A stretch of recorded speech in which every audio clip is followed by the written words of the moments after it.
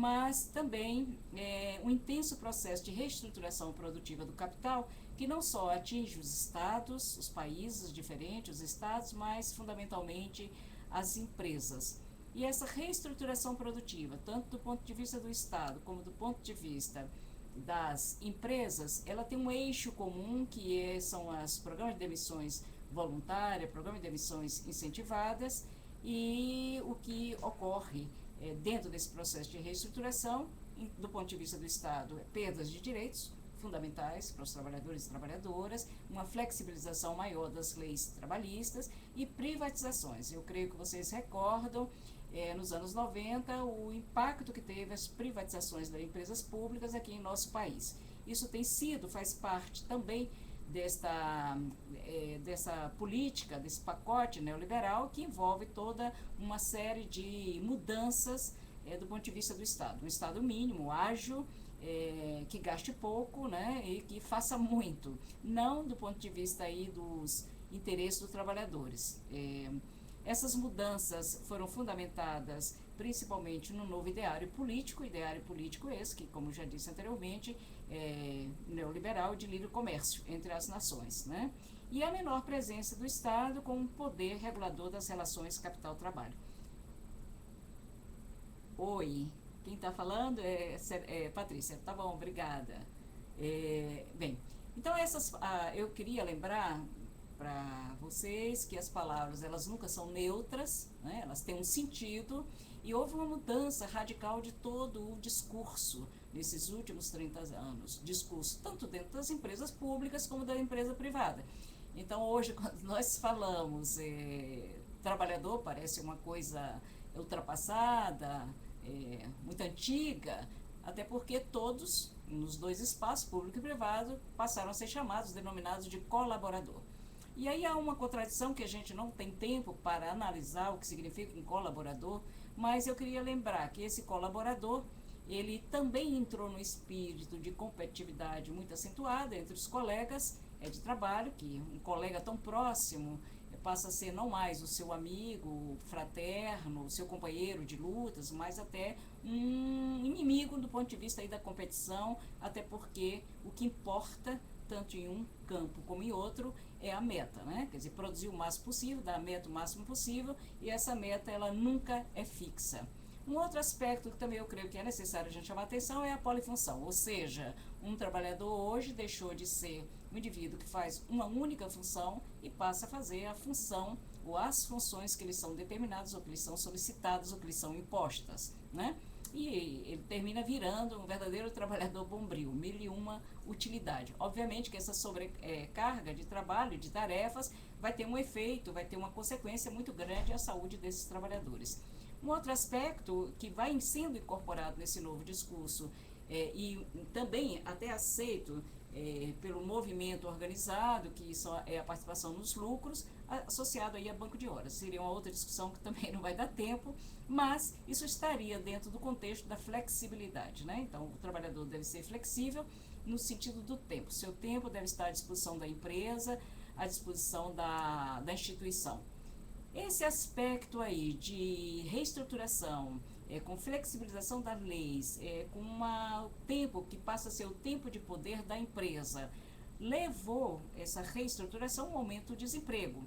E, consequentemente, quem fica sobrecarregado, não só das polifunções, mas sobrecarregado de tarefas, e com um salário, muitas vezes, para quem entra, um salário bem menor do que o anterior recebido, e com condições de trabalho que, concorrendo ali, digamos assim, com os terceirizados, que é outro aspecto também que cresceu acentuadamente. Então, nós temos um ambiente de trabalho que poderíamos caracterizar também como ambiente de trabalho em que reina a precarização, né? Isso ante um discurso das empresas, públicas ou privadas, mais forte nas empresas privadas, da responsabilidade social, da ética empresarial, da sustentabilidade e dentro de um quadro aí de aumento das terceirizações. Nós poderíamos dizer para vocês que o assédio moral, ele se sustenta, ele se mantém vivo, né, crescente, intenso nesses dias atuais, por esses dois pilares que chamo de pilares de sustentação do assédio moral, que são as humilhações repetitivas e as discriminações dentro do ambiente de trabalho. Se nós pensarmos qual é o conceito, então, que nós damos ao assédio moral. Em primeiro lugar, eu queria esclarecer que o assédio moral não é uma doença.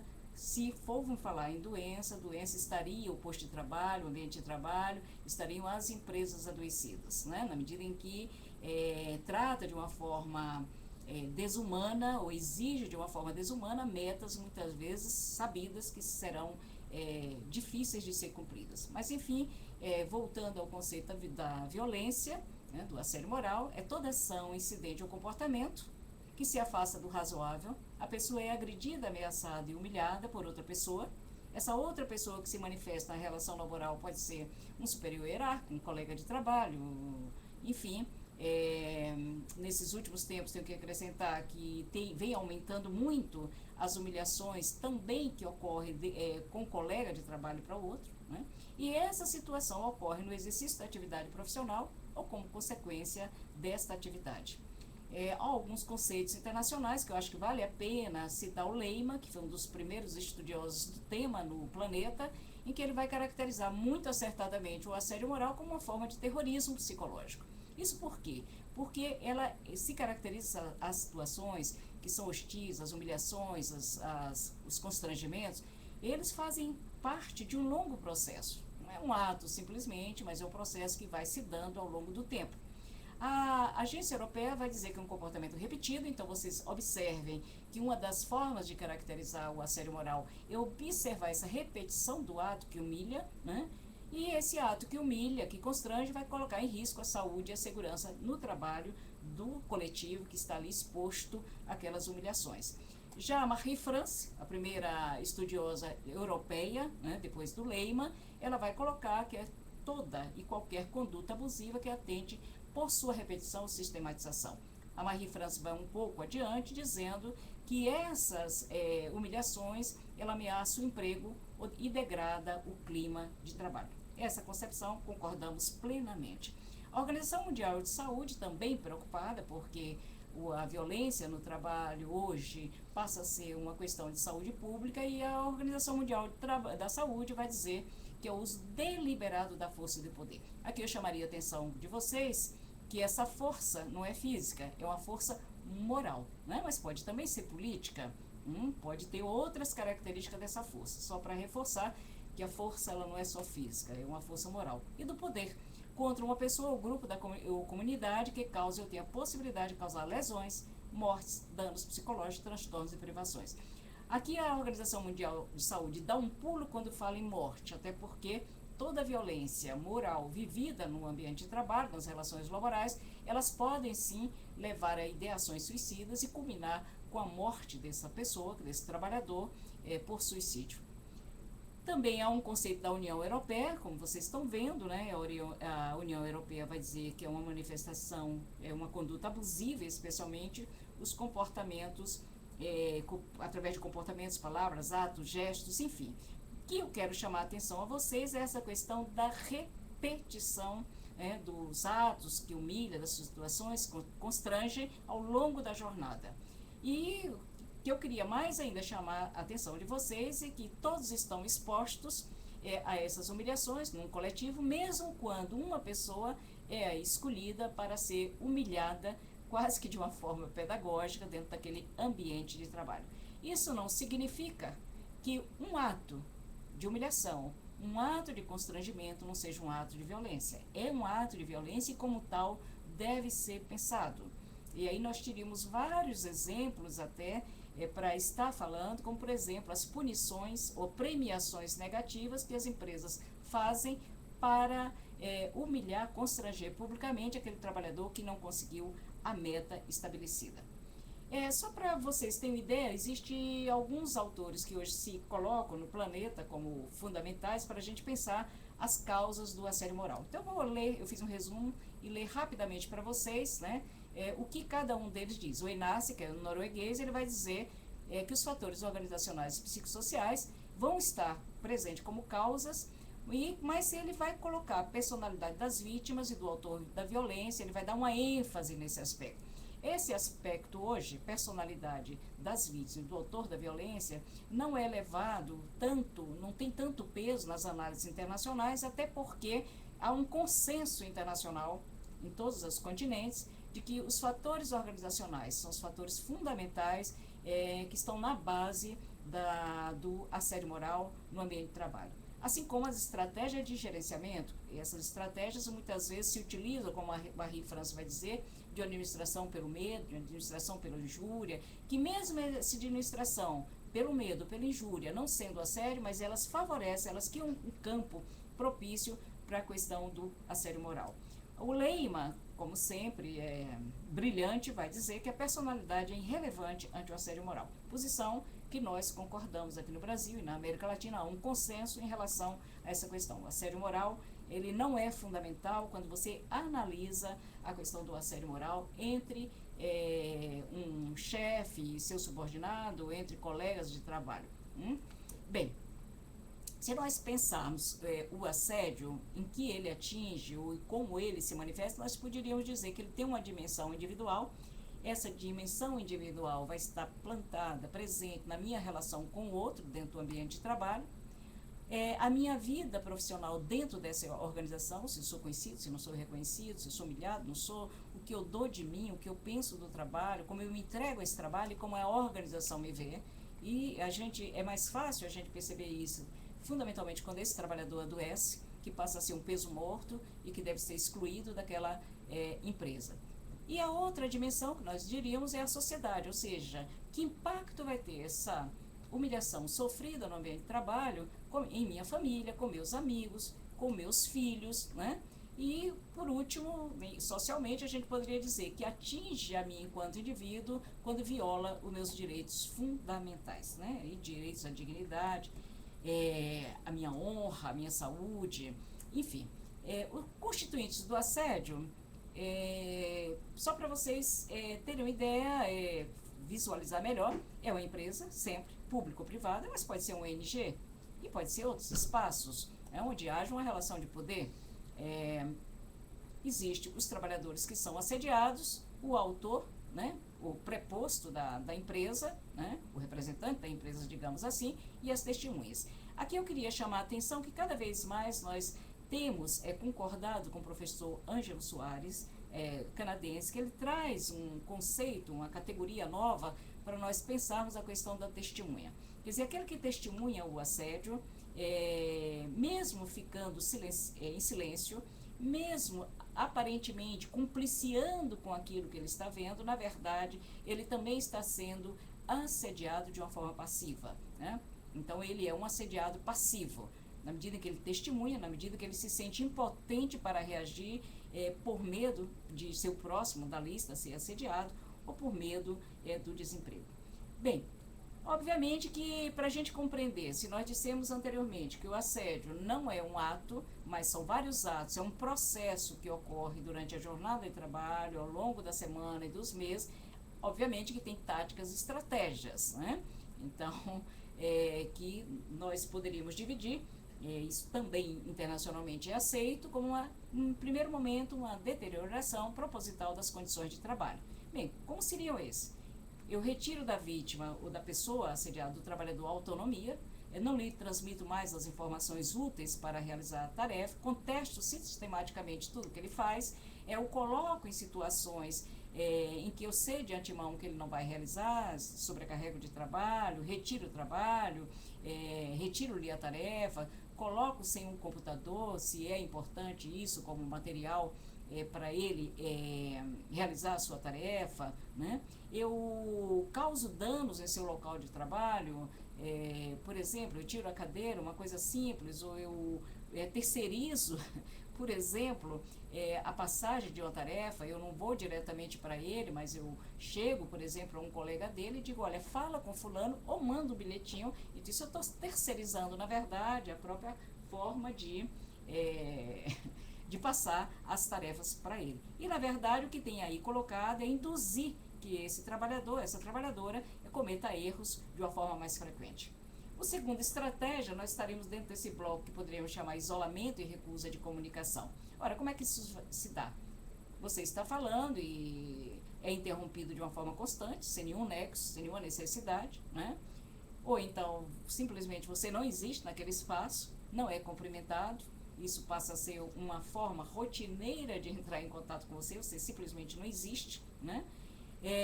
Recusa-se a todos os contatos que você tenta fazer com a pessoa que é o teu preposto, que é o humilhador, né? E ele simplesmente ignora, e muitas vezes até a gente tem visto que proíbe os colegas de conversar com você de uma forma velada, indireta, não sendo explícito, mas dizendo, olha, evita ficar muito atento, fica atento com essa pessoa, que ele está nos ocasionando problemas.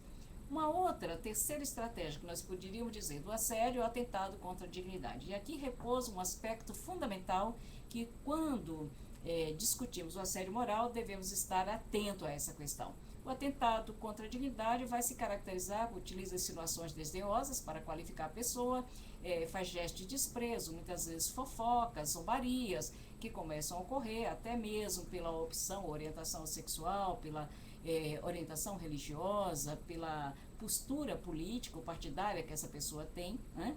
Passa, inclusive, isso não crescendo, a criticar a própria vida privada, em algum momento que aquela pessoa contou algum segredo, desabafou no momento de angústia, isso passa a ser utilizado coletivamente como uma forma de humilhar a pessoa, né? E muitas vezes também nesse aspecto da violação à dignidade lhe atribui tarefas sem nenhum sentido, como por exemplo o caso de engenheiros de uma usina aqui no nosso país que foi colocado na porta da empresa para tomar nota dos carros, nota da placa dos carros que passavam na rua. Bem, a violência verbal, física ou sexual, ela também pode aparecer em casos como estratégia e tática do assédio moral, como por exemplo a ameaça de violência física, que então ela não se dá de fato, mas a pessoa se aproxima de você, empurra você, ou em dedo em riste, fala com aquele dedo no seu rosto, aos gritos, né? E muitas vezes até invadindo as ligações telefônicas, invadindo a sua privacidade, carta, até mesmo e-mail, né? Ou às vezes até coisas mais bizarras, como seguir na rua, espionando para ver onde é que mora, ou se vai de fato aonde falou, ao médico ou não. Hoje essas empresas mudaram um pouquinho nesse aspecto. Elas têm usado até o GPS nos celulares, né, das pessoas para localizar onde de fato elas estão, principalmente aquelas empresas que dão o celular para aquele trabalhador. Bem, se a gente fosse resumir as ações ou estratégias do assédio moral, nós diríamos que elas estão limitadas a isso. Limitar a comunicação do trabalhador com o coletivo de trabalho, né? Limitar o contato social, na medida em que eu sou isolada, desprestigiar o pessoal profissionalmente. Então, vocês imaginam o impacto que isso tem, na medida que eu dou o melhor de mim e passo a ser desprestigiada do ponto de vista profissional. Redução de tarefas, né? E comprometer a saúde física e psíquica. Ou seja, uma pessoa que é humilhada no ambiente de trabalho, enquanto está no exercício de suas funções, obviamente que não pode ser motivo de alegria, mas de sofrimento, né? E daí comprometer a saúde psicofísica desse indivíduo.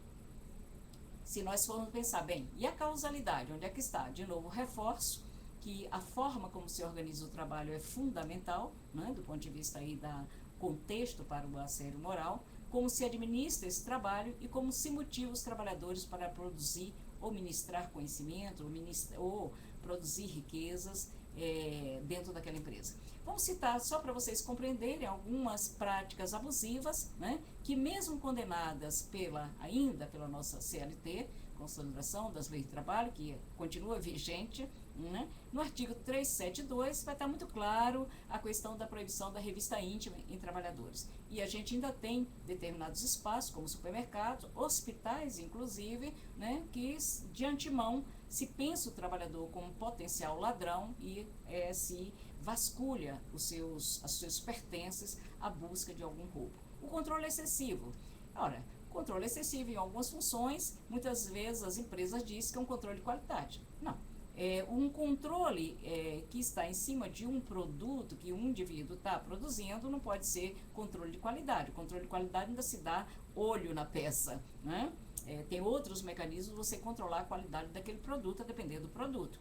O controle, essa câmara, ela tem, digamos assim, existência ou motivo de existir em um ambiente, como por exemplo no banco, ou numa joalheria, ou em outro espaço em que possa ocorrer ou esteja predisposto a ocorrer roubos, como restaurante, enfim, diferentes espaços. Mas dentro, para controle de qualidade, é bizarro a gente pensar que isso de fato está controlando a qualidade do produto, né? A gente poderia dizer que está controlando mais o desempenho ou a atividade ou como se porta esse trabalhador. Aqui uma questão de controle que ficou muito conhecida no nosso país, que são empresas de cartão de crédito, em que ela obrigava os trabalhadores, vocês devem ver esse homem de vermelho, esse trabalhador, que ao adentrar a empresa era obrigado a vestir um macacão, tirar os seus sapatos, calçar um chinelo, né? E se vocês olharem no lado direito, esses 3 trabalhadores, vocês vão ver que é um macacão que abre para trás, que não tem zíper, são botões, né? Que não tem bolso.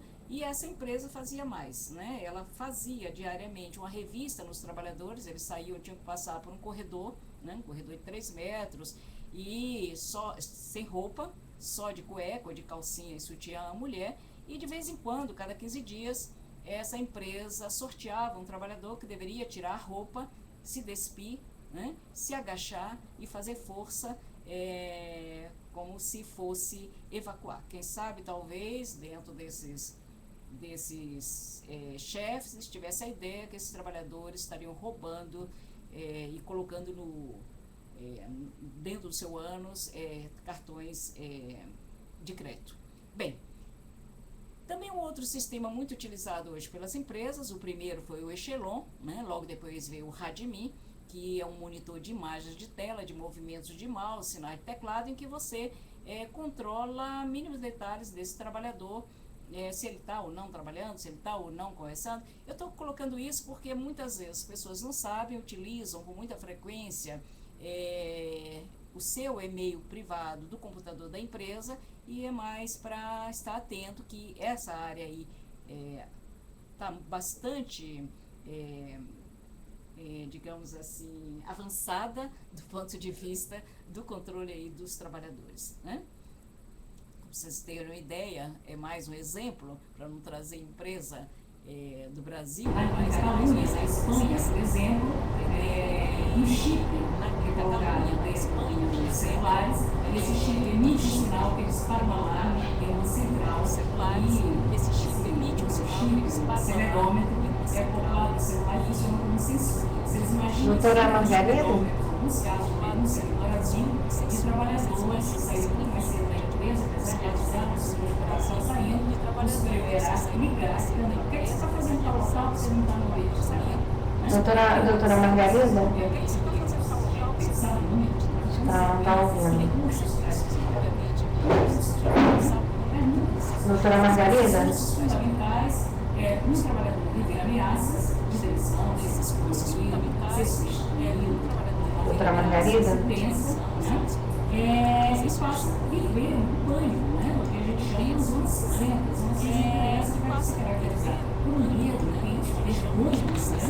Sem algum, sem olhar, e um novo fenômeno. Se vocês observarem,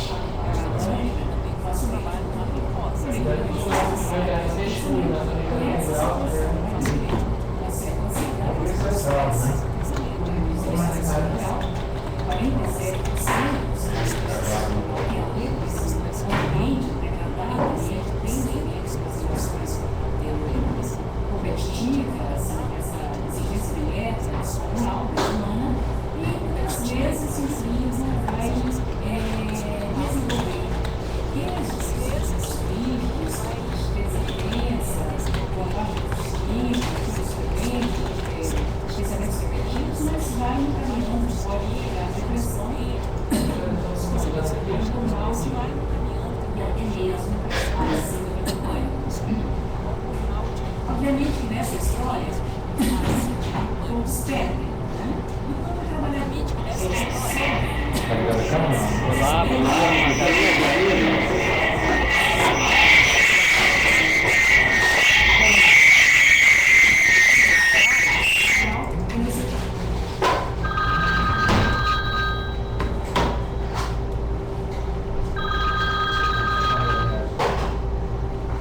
Oi, Kátia. Não, não tem problema. Você não vê, né? A gente tá na rua, né?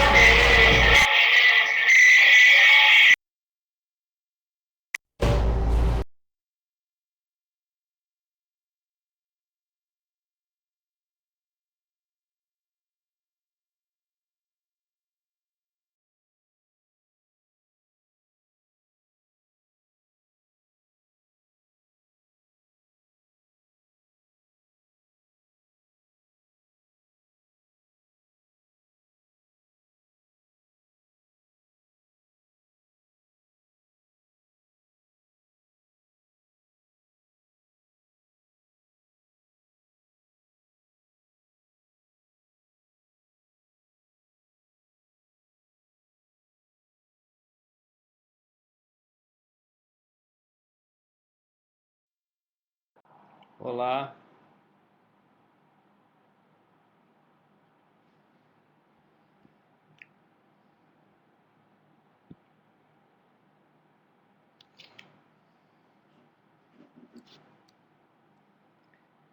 nós não estamos escutando a professora Margarida. Na verdade, precisa começar.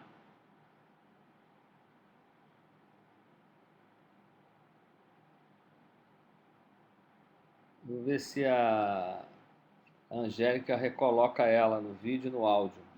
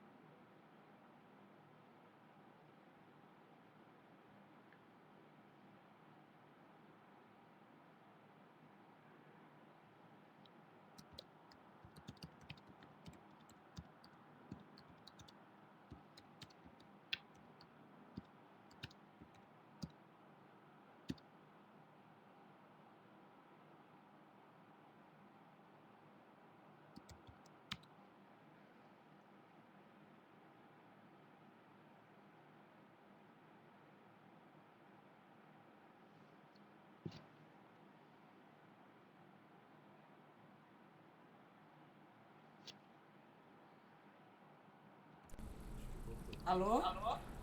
Acho que agora sim. Vocês estão ouvindo?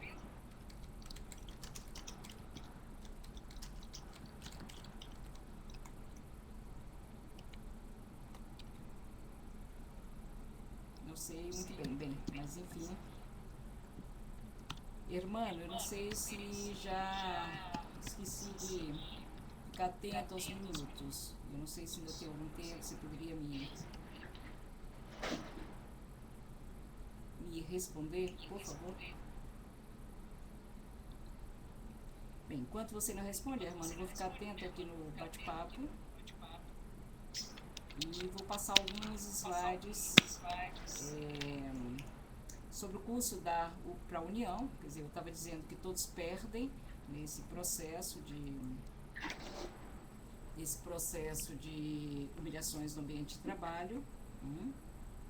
Perde a empresa, perde a união, somos nós, né? Quando há aumento de doença, a empresa, como vocês depois verão, tem uma série de perdas, não só, apesar de ela se preocupar muito mais com a imagem arranhada, né?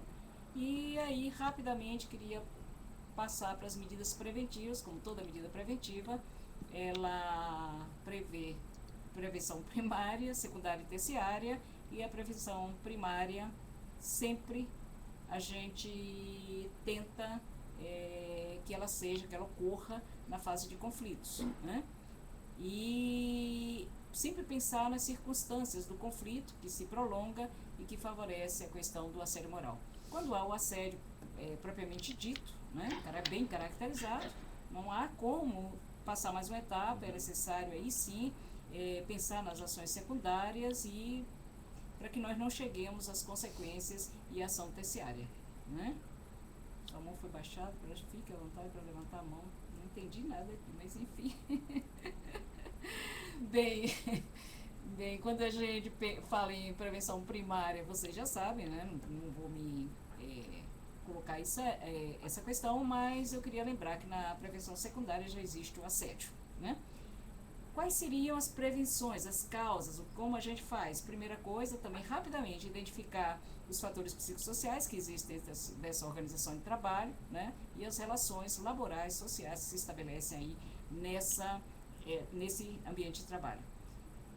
Como medidas de intervenção, nós poderíamos pensar, se falta um acordo, quer dizer, esse trabalhador conversou na empresa, fez uma denúncia no seu sindicato, fez uma denúncia no Ministério Público do Trabalho e Emprego, no Ministério Público do Trabalho, procurou um centro de referência de saúde do trabalhador, cabe aí, as medidas de intervenção seria investigar sempre com a equipe multidisciplinar, elaborar ou usar protocolos como instrumento de avaliação. Eu gosto muito do LEIMA e do NAC, que me dá uma ideia do que como está o clima organizacional dentro dessa empresa, verificar a cultura organizacional, que aprova ou não condutas discriminatórias, pensar em sanções não pelo cumprimento das normas, pelo não cumprimento das normas, né, dentro dessa empresa, quer dizer, se foi elaborado um TAC ou um termo de ajuste de conduta, e se não está cumprindo ou não, garantir apoio médico psicológico ao assediado, isso é fundamental, né, ou aos assediados, e não ser,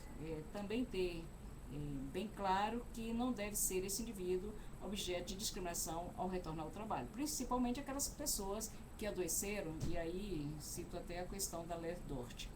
Explicitar os tipos de ações que devem ser aceitáveis, as que não são aceitáveis, então a violência não pode ser tolerada, tolerância zero. Se a gente pensar em limite de tolerância para a violência, seria o limite zero para a violência, né?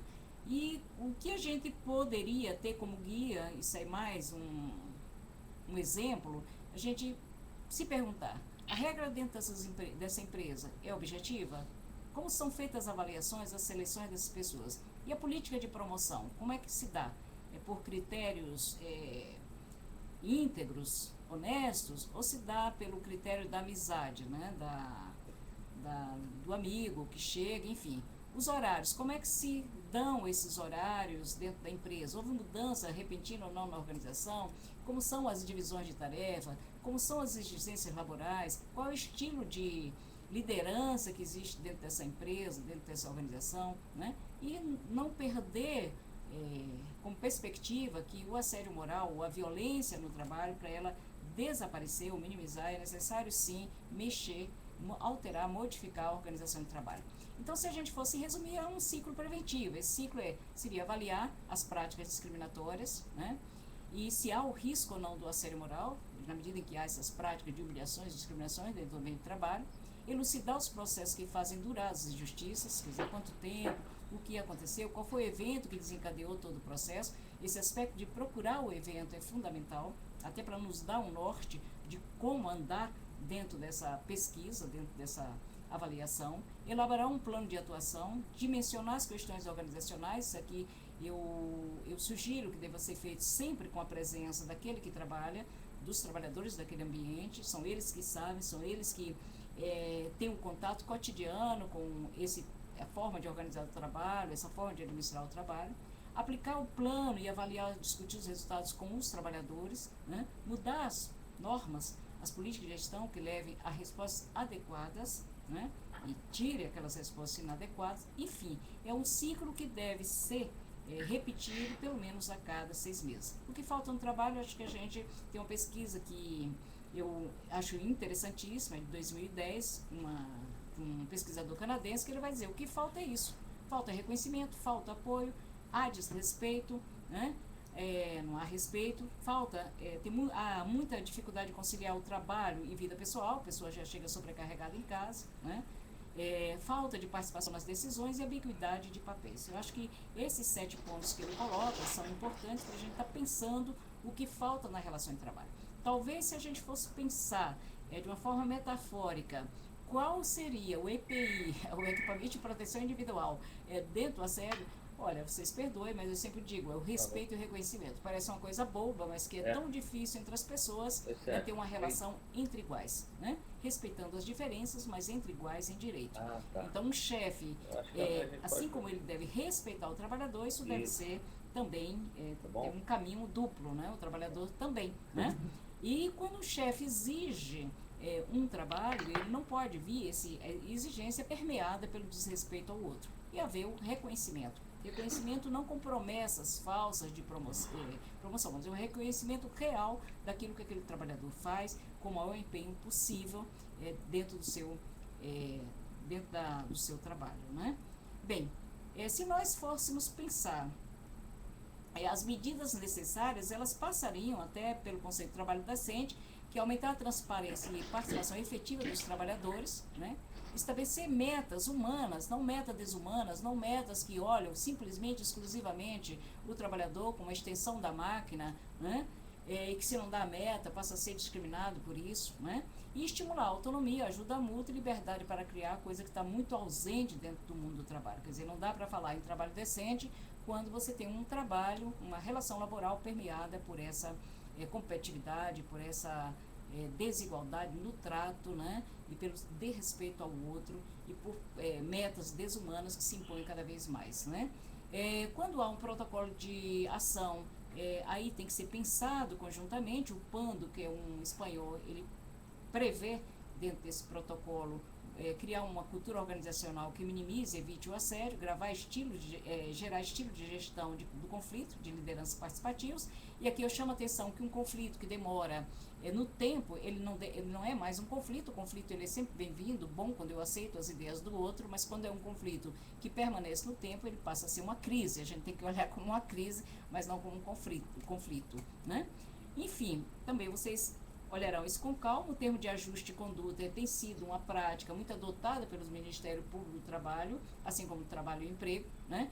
E existe, inclusive, alguns Ministérios Públicos que exigem dessas empresas, quando elabora o TAC, elaborar um diagnóstico do meio ambiente psicossocial. Isso é muito interessante, porque vai estimular as pessoas, os profissionais, os psicólogos, os médicos, a olhar esse meio ambiente do ponto de vista psicossocial. Quais são os fatores psicossociais que favorecem, que estão aí dentro do aspecto aí da organização de trabalho e que desencadeia o assédio moral, né? E aqui, eu não sei se dá tempo, de novo estou preocupada, mas enfim, queria rapidamente contar algumas historinhas. Esse tema é muito complexo para a gente falar em pouco tempo. Vocês veem que a Eloane, até aquela Dilma aqui que terminou nem falando nada, mas enfim. Esse é um exemplo de o abuso de poder numa divisão de jornada de trabalho. Vocês estão vendo aí, a chefa dessa farmácia fez o horário a depender da cor da pele de cada trabalhador. Então ela diz: o horário será definido conforme a cor de cada trabalhador. A R, como é branquinha, ficará pela manhã. A L, como ele já é um pouco mais clarinho, fica à tarde. E tu, como já é mais pretinho, fica na escuridão à noite, que combina contigo. Então não dá nem para a gente tecer comentários de não só práticas discriminatórias, mas uma forma abusiva e até mostrando desconhecimento radical de como se organiza, né? Isso é uma organização de trabalho, mas como se organiza o trabalho através da cor da pele.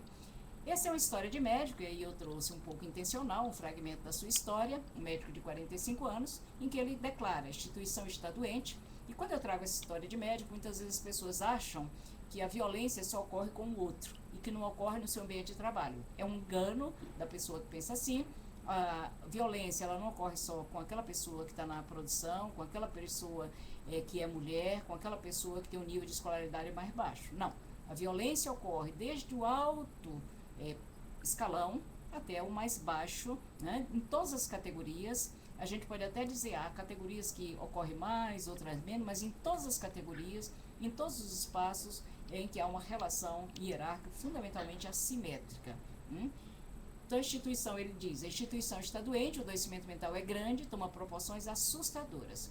O diretor, que é médico, grita com os colegas pelos corredores do hospital. O clima geral é de insatisfação em algumas unidades devido à forma como ele administra. Não existe plano de carreira, política de benefícios sociais, assistência médica gratuita e, observe, um prêmio em dinheiro está atrelado a uma política de não adoecimento. Quando o empregado sofre um acidente de trabalho com afastamento ou tem licença médica, perde o tal prêmio. Bem, qual é o motivo, qual é o evento? Esse gerente administra por conflitos, né? E tem sido muito comum em hospitais, instituições públicas, por exemplo, no nosso país, colocar um administrador que vem da área privada, né? Bem, uma outra historinha muito rápida também, é um banco que foi condenado por humilhar uma trabalhadora negra por não atingir as metas de venda dos produtos estipulados, né? Então, foi obrigado a vestir, colocar um chapéu de burro, enfim, aquelas coisas que humilham publicamente. Esse é um caso muito interessante, que é um professor de Universidade do Rio Grande do Sul, né, em que durante as aulas ele fazia piadinhas racistas com seus alunos. E aqui eu coloquei só algumas frases para vocês terem uma ideia. Os negrinhos da favela só têm dentes brancos porque a água que bebe possui flúor, soja que nem negro, uma vez que nasce é difícil de matar, negro bom é negro de alma branca, enfim, uma série de impropérios que esse professor, quer dizer, que esse educador dizia em plena sala de aula. Os alunos, ao longo do tempo, foram anotando essas frasezinhas, entraram na justiça e esse docente teve que fazer ressarcimento integral do dano e, fundamentalmente, pedir desculpas, não só àquela classe onde ele dava aula, mas a toda a faculdade onde ele lecionava, né? E teve algumas outras punições. Agora, o que eu queria chamar a atenção, apesar dessa desculpa, ela tem um cunho pedagógico muito importante, né? Mas ela não tira a capacidade do trabalhador manter a sua queixa, exigir a sua reparação, ou do conjunto de trabalhadores exigir a reparação. Isso aqui é uma outra também no âmbito de uma faculdade de Direito daqui de São Paulo, em que foi elaborado um ataque, né? Teve alguns casos de humilhação dentro desse ambiente de assédio moral, e no ataque estava muito bem colocado que a faculdade de Direito, vejam bem, Direito, se obriga a não realizar assédio moral contra seus funcionários e a adotar medidas de combate à prática, entre elas a realização de seminários sobre o tema.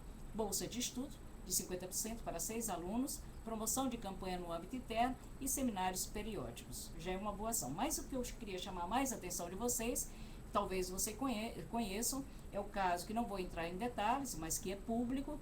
A Ambev, a segunda empresa de bebidas do planeta, ela em 2008 veio a público com a história terrível de humilhação a todos os seus trabalhadores, porque não davam meta, que não cumpriam a meta, que não alcançava a venda dos mixes. Ela foi multada na época, uma multa muito grande, mas a história da Ambev foi se repetindo em vários outros estados do país, dando uma dimensão muito grande ao que de fato estava acontecendo na política de gestão dessa empresa, né? Quando chega no Rio Grande do Norte, em 2008, também um caso que ficou conhecido desta mesma empresa, em que terminou assim: durante 6 meses, em jornais, rádio, TVs, teve uma campanha publicitária muito ampla, em que uma das frases era essa: você tem muitas funções no trabalho, aceitar humilhações não pode ser uma delas. Mas nós fomos surpreendidos, esse ano de 2012, há 2 meses atrás mais ou menos, com um novo caso da Ambev, em uma de suas reuniões matinais, em que levava garotas de programa para motivar os trabalhadores a vender mais. Então, vocês vejam como isso vai tomando a violência, vai tomando características na forma de administrar o trabalho, em que os trabalhadores, acho que vocês estão vendo aqui, tem uma cerveja lá no fundo, é uma sala de reunião, essa foto foi tirada de celular, e os trabalhadores deveriam passar óleo na garota de programa, enquanto excitados, passava essa excitação sexual, digamos assim, se é possível isso, para o estímulo à venda, né? Bem, o que tem a ver é o movimento organizado com isso. Eu queria chamar bem a atenção, não sei de novo como está meu tempo, mas enfim, que a desconstrução do assédio moral é um caminho coletivo. Quer dizer, ao dizer isso, nós estamos dizendo que o indivíduo que sofre assédio individualmente, que ele é colocado como uma figura exemplar, digamos assim, para que o coletivo não faça algo, e fazer algo é não dar a produção, não ultrapassar a meta, né? Então ele deve sim entrar com processo, mas que ele tenha muito claro que toda ação que é individualizada é um tiro no pé, né? Quer dizer, a desconstrução do assédio dentro da organização de trabalho é coletiva na medida em que a sua causa está relacionada à forma de organizar o trabalho, à forma de administrar o trabalho.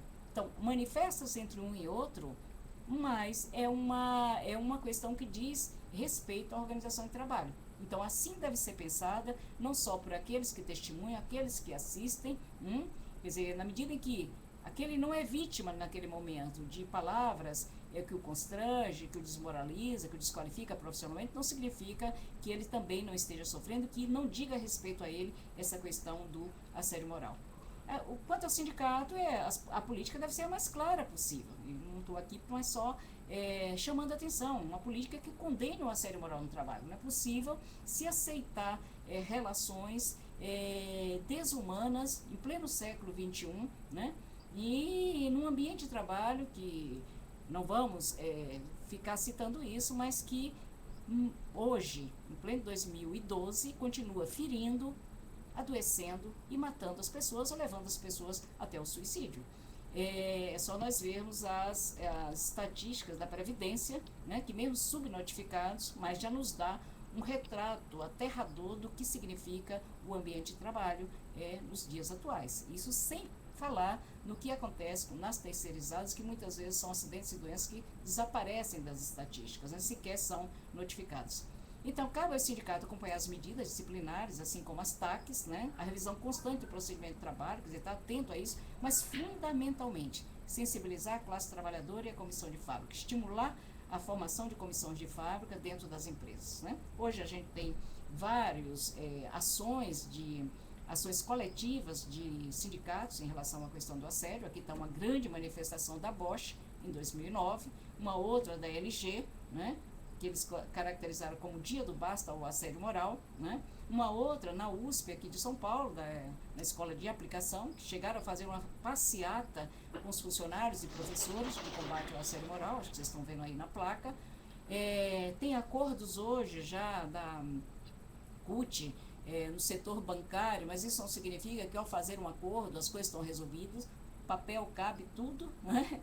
Então é necessário que para dar vida ao papel existam pessoas lutando, questionando, cobrando, resistindo. Tem uma lei interessantíssima, que é de 2009, assinada pelo Mantega, em que ele vai colocar claramente, nessa lei 11.948, a vedar empréstimo do Banco Nacional de Desenvolvimento a empresas que tenham prática de assédio moral. Então, no artigo 4º, está exatamente nesse conteúdo. Fica vedada a concessão e renovação de qualquer empréstimo ou financiamento pelo BNDES a empresas de iniciativa privada, né, cujos dirigentes sejam condenados por assédio moral ou sexual, racismo, trabalho infantil, trabalho escravo ou crime contra o meio ambiente. Também nós vamos ter a lei 7202/2010, é um projeto de lei, na verdade, que envolve diversos deputados e que é muito simples e muito inteligente essa lei. O que ela quer? Ela, na verdade, ela propõe que na 8213, no artigo em que fala sobre a violência física, se inclua a palavrinha violência moral. Isso para facilitar, inclusive, que os nossos colegas, ao atender um caso de assédio moral, de adoecimento por assédio moral na Previdência, que reconheça os transtornos que causa esse ambiente de violência à saúde dos trabalhadores e trabalhadoras, né? Poderíamos terminar dizendo isso, que se é um trabalho digno, né? Toda a vida se corrompe. Porém, com o trabalho sem alma, a vida se asfixia e morre, né? E terminando mesmo, eu acho que ultrapassei, que direitos ficam vulneráveis para um trabalhador. Acho que é o direito à honra, fundamentalmente, né? Contra a reputação pessoal e estima de um trabalhador, quando eu sou humilhado, quando eu sou constrangido constantemente.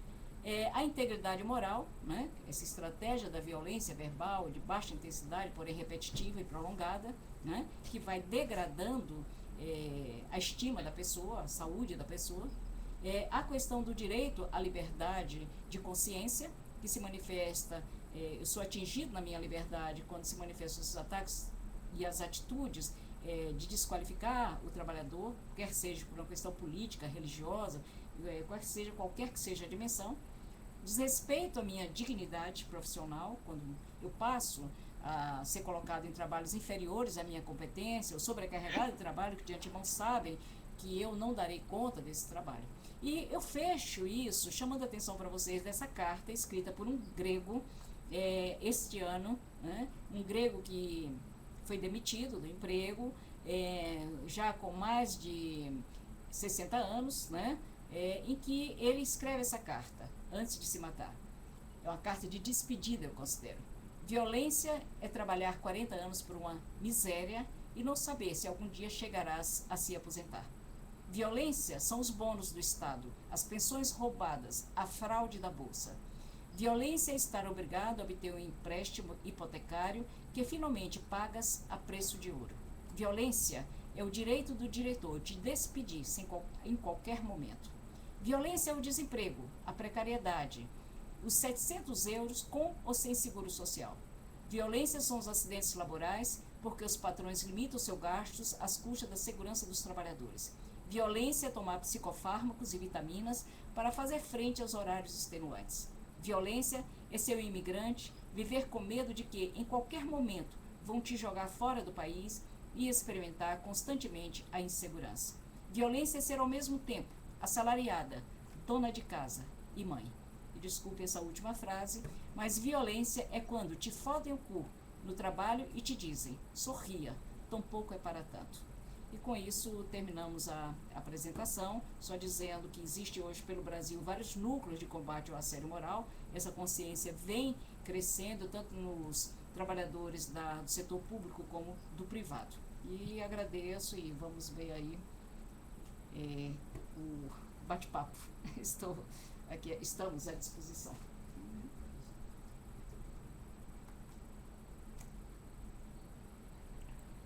Olá.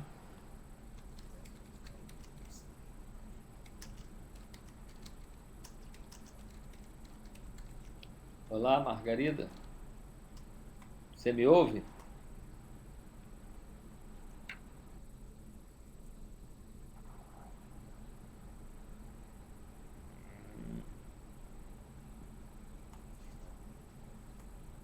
Não sei. Alô? Oi, você consegue me ouvir? Olá?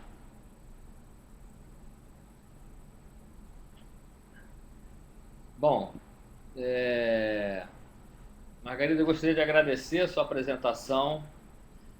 Ela vai ficar aqui, mas agora vamos começar um bate-papo com quem está aqui presente na rede. Você consegue me ouvir?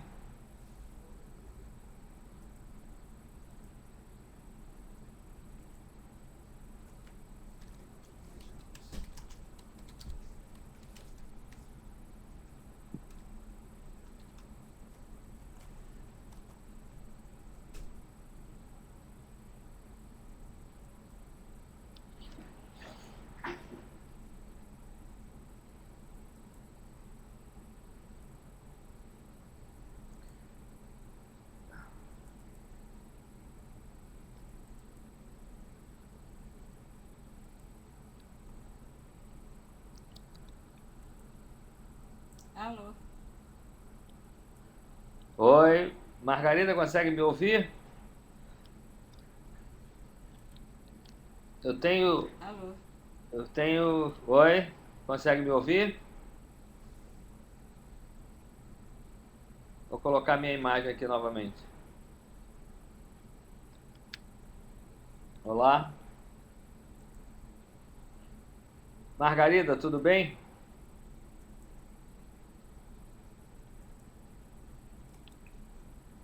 Alô?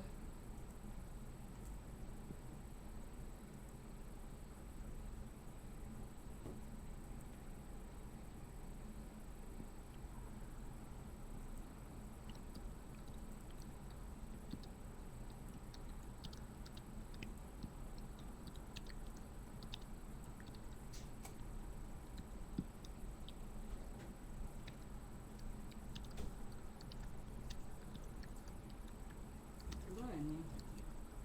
Não sei. Cadê o celular? Bloqueou. Deixa eu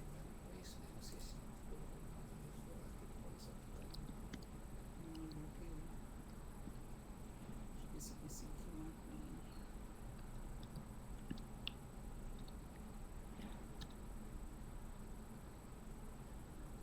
Fala com o Irmano e veja como é que a gente faz. Que eu realmente ele parou aqui, não sei como.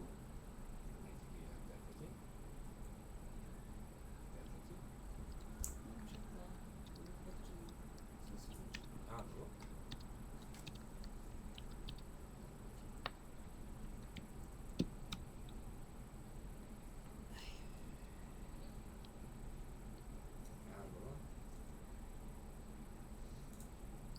Olá. Alô? Alô? Oi, Margarida, estou te ouvindo. Eu te ouço. Não sei.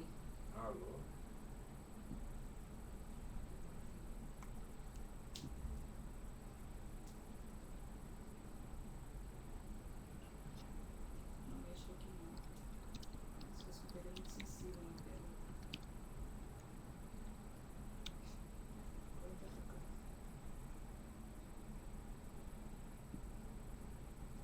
Realmente não sei o que aconteceu aqui.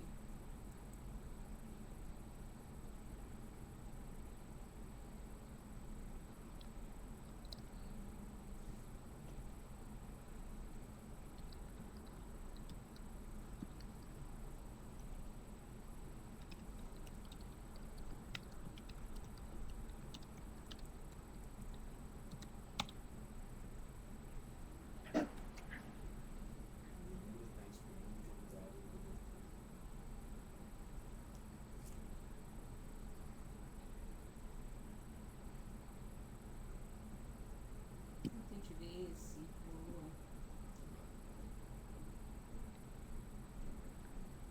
Olá, Margarida, você consegue ouvir? Alô, Luan? Diga ele que paralisou tudo aqui. Oi, olha, aqui é o Eloane, estou aqui com a Margarida, com a doutora Margarida. Tô dando... Não, é o Eloane, a gente tá... É o Roberto Eloane, com a Margarida. Uma ajuda nessa parte aqui de comunicação. Agora paralisou tudo aqui na tela, viu? Diga ele que a gente continua se vendo na tela. A gente se vê na tela, nós nos vemos na tela, mas a comunicação com o programa acabou. Eu não... dá pra só nós nos vermos, né?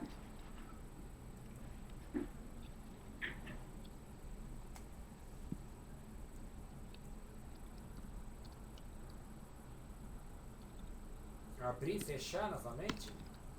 É? Tá bom, tá.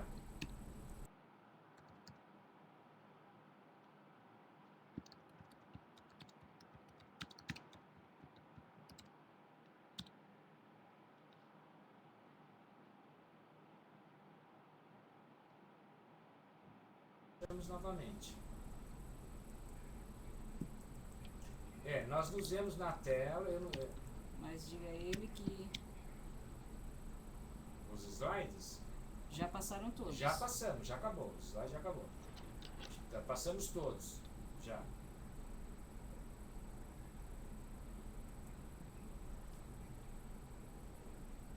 Vocês estão conseguindo ouvir?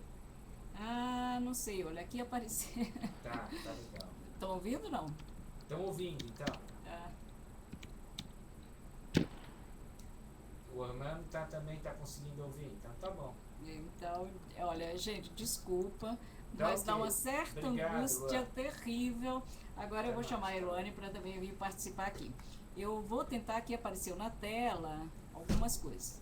Então, vou colocar a Eloane aqui também para ler. Nós somos, assim, muito bons em informática, como vocês estão vendo, né?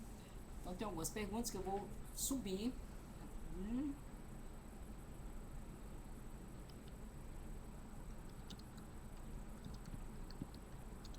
Sim, no setor público tem chego, sim, muitos casos de assédio moral, Patrícia. Não sei se você está escutando o que eu estou respondendo, eu acho que o Eloane também tem tido essa experiência. E, aliás, com histórias muito dramáticas, que o que nos chama a atenção é o tempo em que essas histórias permanecem, né, Eu acho que Johnny? o problema é que que geralmente no setor privado, o assédio moral ele demora inclusive mais do que no setor público, demora mais do que no setor privado. E aí tem uma razão que é muito lógica. Cada vez mais o assédio fica evidente que ele é utilizado como um instrumento de demissão, né? Daí a frieza. Por que no setor público? Porque no setor público você tem uma certa estabilidade, ainda você tem uma certa estabilidade, não é? Muitas vezes, para você não ter que proceder a um processo que seria totalmente indevido, um processo administrativo, sendo que o sujeito não tem culpa nenhuma, muitas vezes a culpa é ele ser uma pessoa que não faz conluio com outras pessoas, ele não participa de jogadas, ele não participa de bola, como eles chamam na gíria, qual seja, é uma atividade na qual você acaba tendo participação nas questões de ordem pública, a compra de materiais, justamente por ele ser um sujeito que é um outsider, né? Ele não participa da mutreta, falando bem claro, ele é assediado para se pôr para fora, porque ele tem uma certa estabilidade. Então, o setor público é um setor que tem, sim, muito assédio, tem até um pouco mais do que no setor privado, e nas áreas nas quais cada vez mais você tem dinheiro grosso entrando e saindo, como a área de saúde, então nessa área nem se fala. A questão do assédio acaba sendo realmente uma questão instrumental, funcional. Assedia-se para que você possa continuar fazendo mau uso da verba pública e muitas vezes utilizando das pessoas como exemplos notórios de sofrimento para aqueles que não querem entrar em grandes jogadas. Oi, Luiz, não sei se você está escutando. Você vê que escrever é meio difícil para a gente, mas enfim, lógico que a gente tem também, como você, aliás, é um prazer vê-lo aqui, viu, na telinha, como você atendido casos de assédio, de humilhações em diferentes setores, enfim, acho que você é um expert em termos de experiência e na relação dos casos de assédio moral. Então a gente tem tido muito casos, infelizmente, em sala de professores, mas não só, de médicos. Aqui o que eu tenho escutado de relatos, Luiz, de colegas que sofrem um assédio moral pelo seu gerente, pelo seu superior, mas não só. Também a gente tem uma situação dramática quando a gente vai olhar a relação da enfermeira com o médico dentro daquele hospital, ou da psicóloga com esse profissional. Enfim, você tem um tecido bastante precarizado. Por isso, a tendência muitas vezes é as pessoas levarem ao analisar esse tecido, a uma questão individual, entre os indivíduos, o que na verdade não é.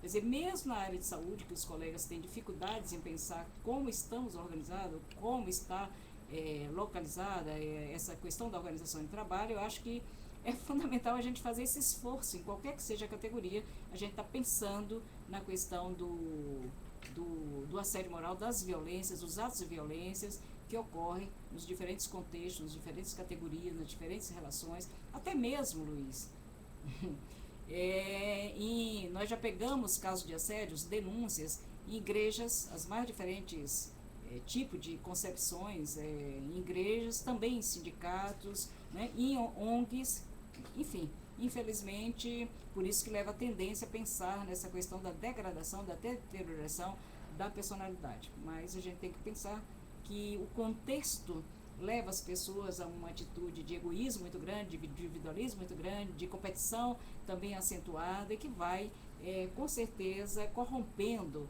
criando o que a gente vem chamando a subjetividade precarizada. Né? Quer dizer, você vive num ambiente precarizado, violento, uma sociedade consumista cada vez mais, e as pessoas também não saem imunes. Nós somos o que vivemos, nós somos o social, temos esse social internalizado em nós, você sabe muito bem. O Eloane quer acrescentar alguma coisa? Eu vou passar para ele. Eu acho que essa questão que você está levantando, Luiz, ela é excelente, é uma questão difícil, mas a gente não pode fugir. Eu acho que a doutora Margarida já colocou muito bem a questão da influência do social. E mesmo que haja, suponhamos que nós tenhamos algumas pessoas com aquilo que o Adorno chamava de personalidade autoritária, digamos assim, né? Que são pessoas que, ou pela criação, primeira infância, lá o que for, realmente são pessoas que tendem a se impor, etc. E tal.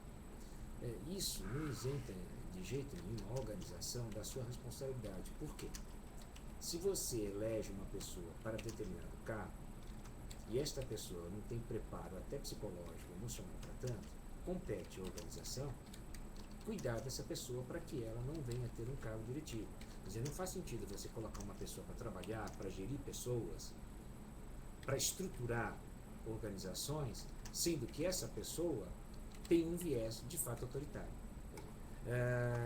Isso é importante que se diga, porque se a gente vê em ONG, se a gente vê em igreja, se a gente vê em todo lugar esse tipo de comportamento, é sinal que a gente não pode resumir a questão à personalidade, a questão da subjetividade, mas também nós não podemos fazer vistas grossas e achar que simplesmente a macroeconomia ela explica tudo. Não é. Né? Quer dizer, e a organização ela é composta por elementos macroeconômicos, por elementos microeconômicos, não estou querendo colocar questões técnicas, por, digamos assim, agentes econômicos, mas ela é composta por pessoas. E se a organização, como o próprio nome diz, é um conjunto de elementos organizados, compete a quem organiza ser responsável pelo que faz. Então, é deixar muito claro a nossa posição, que é idêntica, tanto a Margarida como a minha, que nós advogamos, temos feito isso há muito tempo, há muitos anos nós temos advogado, que não existe a balela do assédio organizacional e do assédio interpessoal. Em verdade, todo assédio, ele tem as suas raízes na forma de organizar o trabalho. Né? Então, acho que isso é muito importante, porque a gente acaba, se nós não tomarmos cuidado, simplesmente achando que a culpa é das pessoas, que o sujeito é que é um grosseirão, e acabou. E a organização não tem nada a ver com isso. Não é bem assim. Não é? Você não pode colocar, digamos, entre aspas, um grosseirão, uma pessoa, entre aspas, desequilibrada, uma pessoa, entre aspas, patológica, para gerenciar pessoas. Se ela é assim, ela precisa de cuidados terapêuticos e não, afinal de contas, descarregar sua neura, né, em cima das pessoas, que ninguém tem nada a ver com isso. Não é bom para ela e não é bom para as pessoas que estão sob a tutela dessa pessoa. Tá ok? Oi, pessoal, o Hermano me passou aqui que todos estão ouvindo, todos estão nos vendo. Eu acho que é uma questão aí, nós aqui não vemos vocês, infelizmente, tá? E então, mas vamos continuar. Eu acredito que quando o Hermano coloca essa questão caiu alguma coisa aí. Quando o Hermano coloca essa questão do que está crescendo o afastamento de trabalhadores por problemas mentais, isso é uma grande verdade. Em todos os estados nós temos tido esse contato com o pessoal do setor público, não é à toa que as empresas públicas e até ministérios têm tido uma preocupação com crescente casos de afastamento em consequência de problemas mentais, transtornos mentais, né?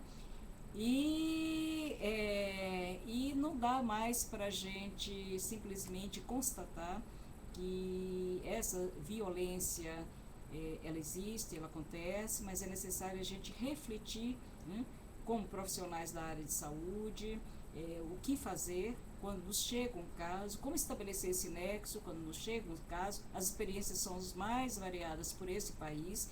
Há estados que avançaram nessa questão de compreender, de identificar, de estabelecer o nexo de causalidade, consequentemente estabelecer a questão da comunicação de acidente de trabalho, né?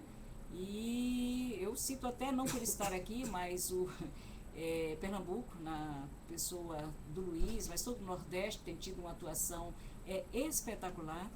Bahia tem sido muito atenta, ativa, Ceará tem tido uma atuação muito boa, enfim, eu diria para vocês que todos os estados brasileiros, um mais, outro menos, mas tem tido uma atuação muito boa em relação à questão do assédio moral, em relação à compreensão do assédio moral. E eu queria reforçar algo que o Eloane disse em relação a essa questão do assédio individual, o assédio coletivo. Então, assim, só para a gente pensar, mesmo quando esse assédio ocorre com uma pessoa, por favor, sempre pensem que essa organização está envolvida.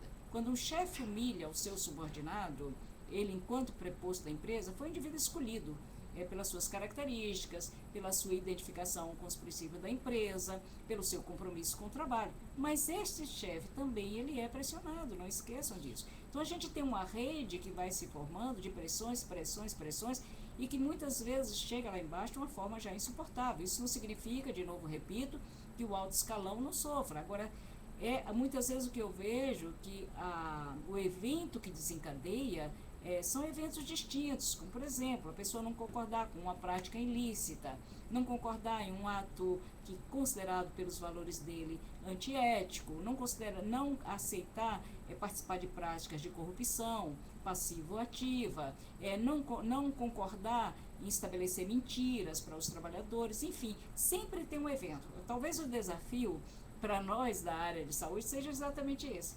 Qual é o evento que desencadeou? Quer dizer, há uma temporalidade, é isso que eu estou dizendo. O que acontecia? Como era antes, quando eu cheguei na empresa? E o que é que aconteceu? Em que momento ocorreu tal evento que desencadeou toda uma conduta? E certamente a pessoa vai identificar. Está relacionado com o seu adoecer, consequentemente não dá a produção. Está relacionado com alguma crítica que estabeleceu a jornada prolongada. Enfim, tem uma série de situações que vai caracterizando para a gente a causa do assédio moral. Onde está essa causalidade? Mesmo, e chamo a atenção de novo para vocês, mesmo quando se manifesta entre duas pessoas. Né? Não dá para tirar a organização como corresponsável. Até porque aqui no Brasil acontece um fenômeno interessantíssimo. Em 90% dos casos, a empresa nega a sua responsabilidade e coloca a questão da violência entre as duas pessoas a qual ocorreu aquela violência. E nós temos tido casos exatamente em consequência desse não identificação, não aceitação, não reconhecimento de homicídio dentro do ambiente de trabalho, né?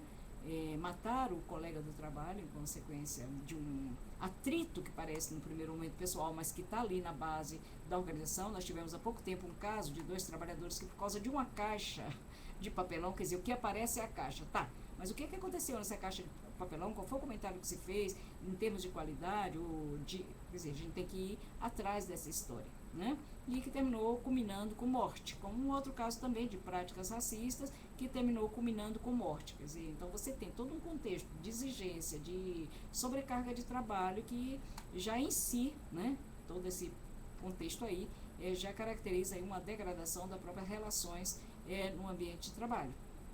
Então, mais para a gente ficar atento, é necessário sim cuidar dessa pessoa que aparece como aquela que está sofrendo o assédio no ambiente de trabalho. É necessário cuidar, dar apoio psicológico, mas é necessário fundamentalmente também, e aí é um desafio para todos nós da área de saúde do trabalhador, ir à empresa, tentar encontrar os elementos que nos caracterizam. Obviamente que se eu vou numa empresa e converso com os trabalhadores ali naquela empresa, vai ser difícil eles me contar de fato o que está ocorrendo.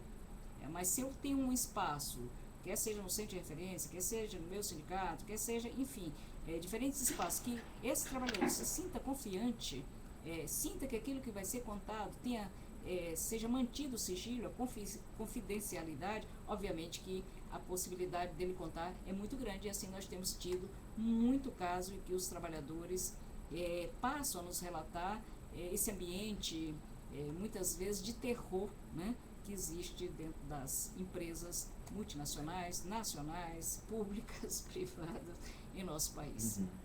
Quer falar alguma coisa, Lona? Não, só acrescentar que alguns mitos, né? Porque falam, bom, a testemunha é praticamente impossível. Não, testemunha é difícil em qualquer área, né? Na área civil, penal, sei lá o que for. Mas muitas pessoas acabam sendo, eu diria, até contaminadas por essa violência e ao depois acabam testemunhando sim. Então a gente precisa tomar cuidado para também não ficar paralisado, achar que é impossível nós lutarmos contra o assédio moral, que as pessoas, cada um cuida do seu umbigo. Não é bem assim, né? É claro que a saída é coletiva, mas é perfeitamente possível nós termos, mediante um processo de conscientização, a visualização do assédio moral como um ultraje público, né? Qual seja, que contamina todos aqueles que estão assistindo. E, portanto, todos devem tentar reverter esse processo. Acho que isso é importante. Pode contar, a gente consegue dessa toada. A Patrícia coloca uma questão aqui que eu acho que é importante. Muitas vezes a gente, com essa característica das empresas não reconhecerem o que está ocorrendo violência dentro do seu ambiente de trabalho, muitas vezes até promove o agressor e simplesmente o transfere de ambiente. Quer dizer, é aquela velha fala de dizer assim, bem, está dando certo, por que a gente vai mudar no time que está jogando certo? Ou seja, que está dando produção, que está fazendo as pessoas trabalhar, né? Olha, Patrícia, a gente ainda continua defendendo o seguinte, toda violência ela necessita de visibilidade. Na medida em que eu não dou visibilidade ao que está ocorrendo dentro do ambiente de trabalho, lógico que não pode ser algo emocional, algo que eu faço sem pensar, sem ter uma estratégia, sem pensar em táticas sobre como fazer, né? De novo, eu necessito de apoio. Esse apoio, às vezes eu posso encontrar, e devo encontrar, ou entre meus colegas de trabalho, ou no meu sindicato, no sindicato da minha categoria, ou em outros espaços, né? Infelizmente, dentro da empresa, o que a gente tem visto é que trabalhadores procuram ouvidoria, muitas públicas e privadas, colocaram ouvidorias como uma possibilidade da escuta do assédio. Perfeito, no primeiro momento, interessante. Entretanto, o que foi se configurando? Que as pessoas chegavam lá, contavam a sua história em detalhes, e essa história passava a ser pública. Ou seja, era contada de um para outro. Então, a confidencialidade buscada para o alívio da dor passou a ser motivo de que se volta contra o próprio trabalhador que já está sendo humilhado, né? Então, esse tipo de situação, ela deve sim ser denunciada, não só dentro, fora. Nós temos vários casos de empresa pública, de instituições públicas aqui no estado nosso, em São Paulo, né? Casos que, quando a gente ouve no primeiro momento, diz, não é possível que isso esteja acontecendo de fato, né? De fato, e infelizmente a gente tem contato com essas aberrações. Ao falar esses espaços, que seria o espaço de escuta, espaço de resolução, eu diria para vocês, para nunca esquecerem, que a gente critica, mas também a gente tem que reconhecer o seguinte, quer ouvidorias, quer RH, recursos humanos, eles não têm a autonomia necessária para dar o encaminhamento àquele caso que eles recebem. E muitas vezes, por isso, o caso termina circulando, né, entre colegas no primeiro momento, naquele espaço, depois avançando em outros espaços dentro da empresa, o que é terrível para o trabalhador que procurou aquele espaço como uma esperança de resolução dos seus problemas, né? E eu diria isso, a falta de autonomia, enquanto uma ouvidoria, enquanto um RH não tiver autonomia, é muito difícil você contar com os profissionais, não que esses profissionais, eu conheço muitos, inclusive, que sofrem com essa questão de não ter autonomia para resolver a questão. E conheço também RHs que pediram demissão por estarem diante de casos e serem orientados para dar uma outra orientação. Quer dizer, é uma coisa muito séria, a gente não pode ter inocência em relação a isso aí. Porque se eu vejo um trabalhador como uma extensão da máquina, como um indivíduo que está ali para me dar produção, como um indivíduo que tem que ter saúde perfeita, como um indivíduo que não pode adoecer, que não pode ter sentimentos, como um indivíduo que não pode ter família. Quer dizer, então eu já calculo o que é que essa empresa pretende dos seus trabalhadores, das suas trabalhadoras. Infelizmente, é lamentável, sim, a situação das ouvidorias quando não tem autonomia, e é lamentável mais ainda essa persistência atrasada, medieval das empresas, no trato com seus trabalhadores. Trabalhadores esses que não precisa a gente entrar em muita, mas que produz riquezas, né? Não só para a empresa, para o país, para todos nós, né? No sentido assim dos bens que fabricam, né? Dos bens que fazem, e que ao adoecer, ao se acidentar, ao criticar, ao questionar, ao se sindicalizar, ao ser um cipeiro que procura cumprir e descrever como de fato aconteceu um acidente dentro daquela empresa, ele passa a ser mal visto. Então, quer dizer, a gente tem que pensar muito seriamente, todos nós, não é uma questão só daquele que está sofrendo, todos nós envolvidos direto ou indiretamente com a questão de saúde do trabalhador, nesse o que fazer, né? Quer dizer, não é mais algo dos indivíduos, mas é algo que está diretamente relacionado. A gente poderia até dizer, como muitos dizem, mas a humilhação sempre ocorreu. Sim, sempre ocorreu, né?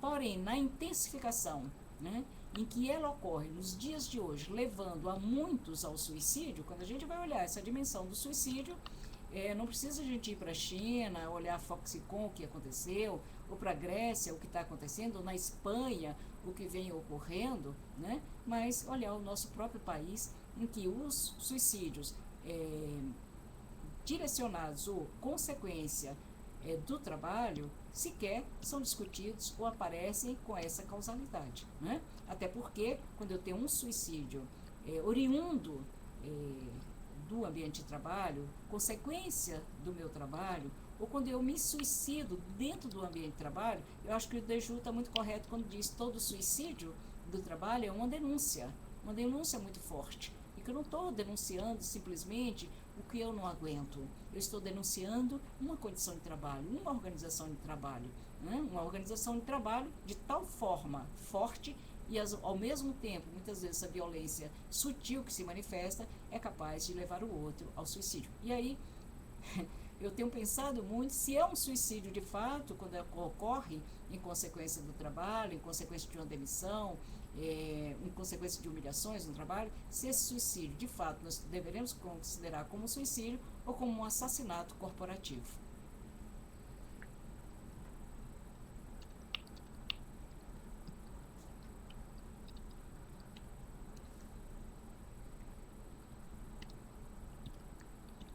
Obrigado, Hermano. Eu que agradeço, acho que a Elane também, apesar de ter tido...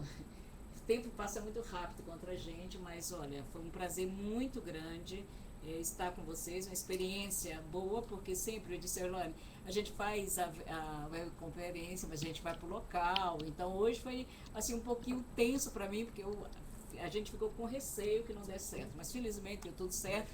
A gente está aqui na Fundação Getúlio Vargas, na sala do Elane, e eu vou passar para a Elane também para ele... sim, eu acho que não tem problema nenhum quando confeccionei esses slides, que eu sei que foram muitos, mas sempre me dá vontade de tentar colocar para as pessoas o que está acontecendo nesse país, né?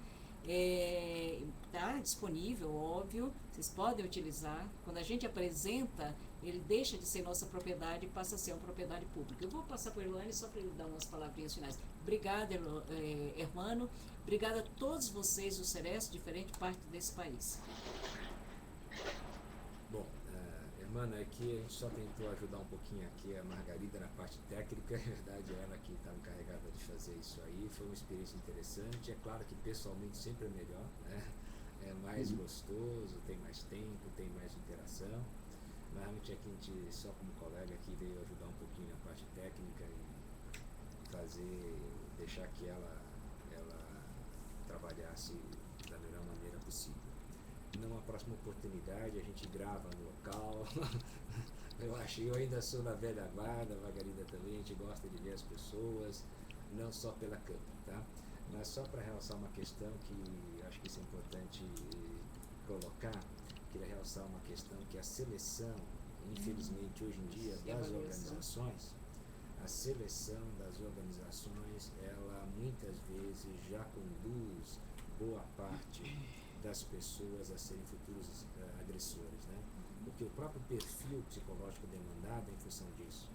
Então é interessante notar que algumas organizações querem perfil tão agressivo, pessoas tão instituídas de certos critérios de reflexão, que quando essa pessoa entra, ela já vai sendo treinada para ser um bom assediador, né? Para ser o tal do resiliente, aquele que é capaz de fazer qualquer coisa e colocar sua cabecinha no travesseiro e dormir muito melhor do que eu, você, Margarida ou qualquer dos nossos colegas do Celeste, né? Então é uma coisa que outro dia eu falei numa palestra, o pessoal ficou louco da vida, mas é verdade.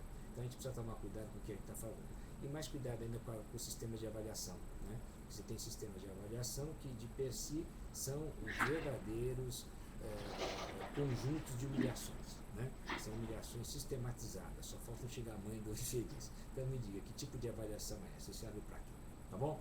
Bom, irmão, então obrigado, e a palestra da Margarida, a gente só veio ajudar aqui na parte técnica, mas foi muito bom presenciar, e eu acho que os slides saíram excelentes, o mérito é da Margarida, e eu acho que uma próxima vez a gente faz um evento maior. Mas tá, parabéns a você pela presença. Obrigado. Beijo, hermano. Beijo para todo mundo e até qualquer momento, até qualquer dia.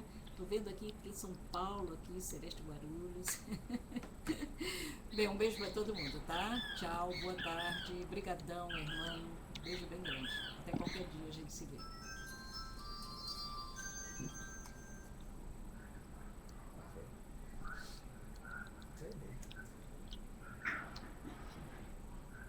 Acho que eu desligo, né?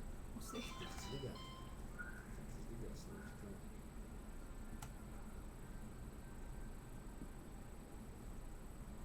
Patrícia tá. Esse eu não acredito com isso, né? Fica muito seguro, né?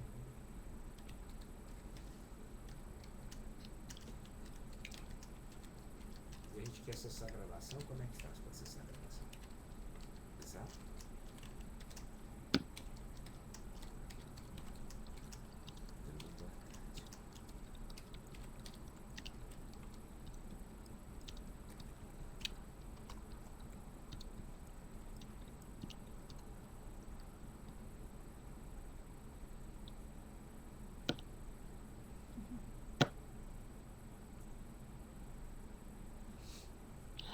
Eles mandam pra...